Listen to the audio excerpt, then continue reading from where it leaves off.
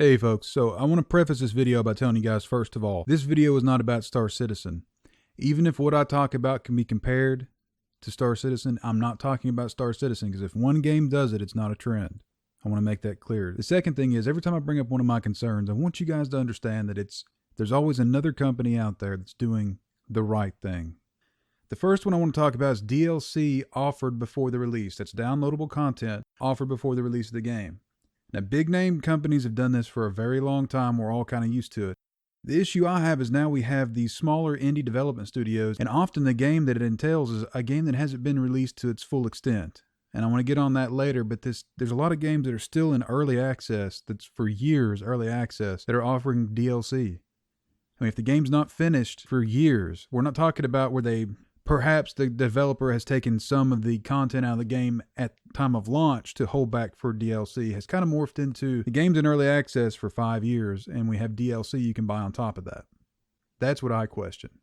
The next thing I want to get into, the really big one for me over the years, are packages that give incentives. It's an evolution of the pre-order bonus, okay? Because if you don't really know how that went a few years ago, if you're just now starting to get into the medium, there used to be a big war how you would have a company that would be releasing a game, and if you pre-ordered it, you got certain bonuses, and later it turned in where you pre-ordered it, you got different bonuses. The issue from that is it all started as cosmetic items, and that's those kind of things where you had to pre-order to get the incentive, I think, is what's turned into what we have now, what I call the tier pricing packages.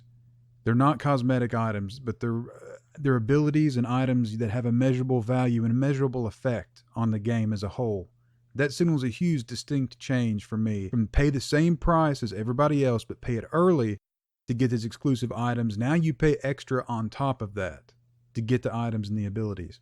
That bothers me a lot because you've heard the argument of pre-order bonuses. We finally got rid of that to some extent, but now they're just chopping it up and it's in the pricing package now. But you can't just buy it separately. If you want this item, it's in this package. And if you want this better item or better map or whatever it is, if you want this certain bonus, it's a measurable advantage. If you want this certain advantage, you pay a higher price. And I think there's a lot of companies that have found this out and they're using this now. And it's a lot more apparent than it used to be. The next point I want to make is about the multiplayer only games that don't have any kind of single player campaigns, just multiplayer. The issue I have with these are the ones that don't have support for dedicated servers. So when the official servers shut down, it's gone. The whole experience is gone. The experience you paid money for is gone. You cannot play it anymore. It's a temporary experience. That bothers me a lot. And there's a lot of games that have come out in recent years that's the way it is. And it's planned obsolescence, because what happens, you buy this year's title, which I usually tend not to do. If you buy 2016's title, okay, by 2018 the servers are going to be shut down. So you have two choices. You either buy the 2017 title release, or you can wait and you have to buy the 2018 because that multiplayer only, no single player campaign game is done. There's no dedicated servers. You can't rent a server somewhere to keep it up. People have tried that before with games, and people just quit playing them. Because if you've got two servers up, you got bad ping, you're not going to play. So just because it has dedicated servers doesn't mean the game's going to continue to survive. I want to point that out too. The next point I want to bring up is when the titles don't get the sales expected, okay, what they were projected to get, studios cut losses and no longer support the title. Fair enough. I understand that. I believe anybody listening to this video can understand that and agree with that there's a point to where you're not going to make any money, you're going to lose money, you're going to have to quit supporting the game. We understand that. The problem is it's not just the larger studios anymore. There are a lot of indie games, some of them were on Kickstarter, some of them, got Steam Greenlight. Slap an early access tag on the game never gets finished. Ever. It's what, my next point is endless early access. There's so many games you can name in the last few years.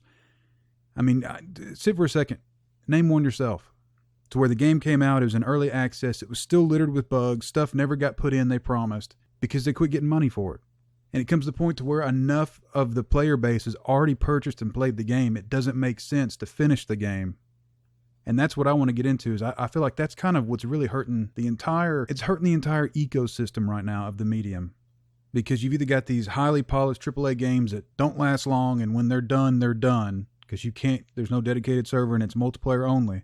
Or you've got the indie guys that, that perhaps they did a Kickstarter, perhaps a Steam Greenlight, perhaps the Indiegogo. And what happens is you have games that just, they never get finished. There's always, from the time that, after the last patch is pushed out by the developers, there's still bugs in the game, major bugs. And that, to me, that signals that, hey, We've gotten the money we were going to get, and we never had to finish the game. You can look at it like that, but I don't know. Like I said, it's a disturbing trend I'm kind of picking up on. I think that people should kind of talk about it a little bit.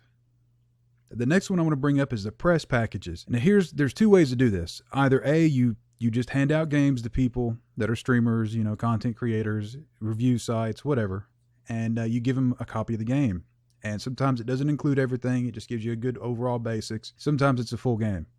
The issue I have is when you have, especially these smaller companies are doing this more, it seems like. They go to streamers. They end up giving these what they call a press kit, press package.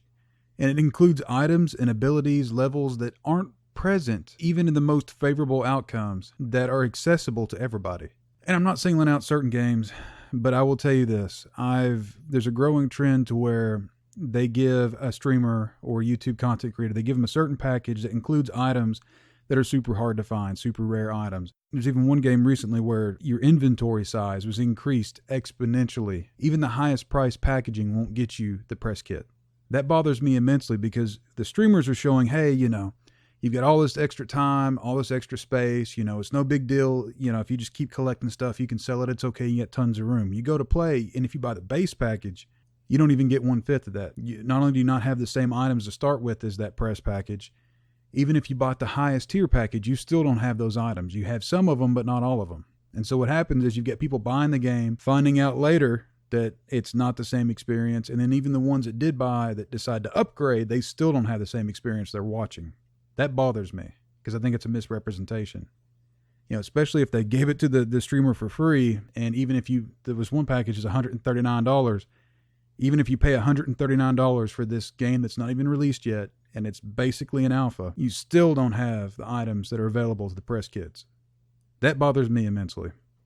And the last thing I want to talk about today is what I call opinions for sale. I bring this up because a lot of you understand that in this industry, even outside of the video game review industry, you've got people that, for instance, the big one I'm looking at right now, and I'm just kind of scratching my head, is the tech YouTuber and review sites, the Dyson vacuum cleaner.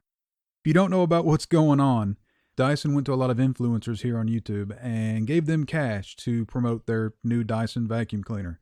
Okay, yeah, whatever. The issue is you have a lot of tech channels that usually do, monitors and keyboards and, the big ones, the graphics cards and the processors. They did these too, so it's really outside of their realm, their usual spectrum.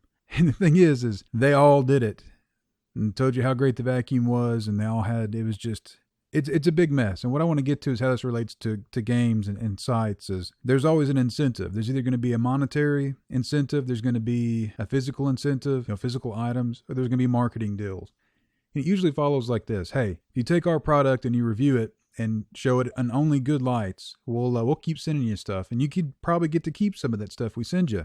And that's the issue you run into is because if you've got a tech channel that focuses on PC components that is running a favorable sponsored, basically an advertisement for a vacuum cleaner, how far-fetched is it for you to say, well, do they do the same thing for graphics cards? Do they do the same thing for computer processors? And it's not that much of a stretch to say if a hardware channel will do a review on a vacuum cleaner for cash, how likely is it that some of these other bigger YouTubes outside of that hardware tech, basically games, if a developer comes to them with cash in hand, what do you think the odds of them accepting that? It's pretty high to me. And then on top of that, like I said, if you've got one company, say if EA gives you a game that's not doing real good and you review it favorably and say how great it is and you skip over all the bad stuff, or if you do talk about it, it's a quick 30-second at the end review, but you still recommend it, how likely is it they're going to keep giving you free games? Just think about that for a second. And then, like I said, if you take an indie game that has a big budget and you talk about how great it is and you actually get incentives for selling the game, that's a big one too. When you're watching a streamer and you have a code where, hey, use this code and you get $5 off. Well, that streamer's probably getting cash in hand every time they make a sale. So they're only going to talk about the good things. So that's something I want to talk about and get people discussing is, and I'm going to link in the bottom, if you just want a quick parody over a tech channel doing a parody of other tech channels doing the vacuum cleaner deal, the Dyson vacuum cleaner. In the description, there's going to be a link for Gamers Nexus. Steve, he did a great parody on that. And it brings up a lot of good points. Like I said, if a hardware channel is willing to take that leap and do a paid review on a vacuum cleaner, how big is a leap between a game reviewer taking cash to say this game is good and to show it in its best light? You know, and again, I want to close the video by saying the positive thing about everything I've said is there are a lot of companies coming out. Many have been here for a while, but independent companies, even some of the bigger ones, that aren't doing any of this. And I feel like if we can get these trends talked about more and not just the loot boxes, and then I think everybody can kind of we can come to an agreement of what we would like to see, what trends we would like to be set and kept. But it's Friday, guys. Y'all have a good weekend. I'll catch you around.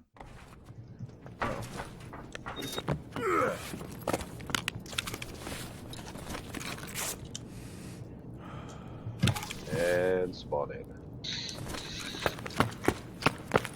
Coming in extraction, getting shot at too. Where are you actually? Coming in. Oh, we're clear.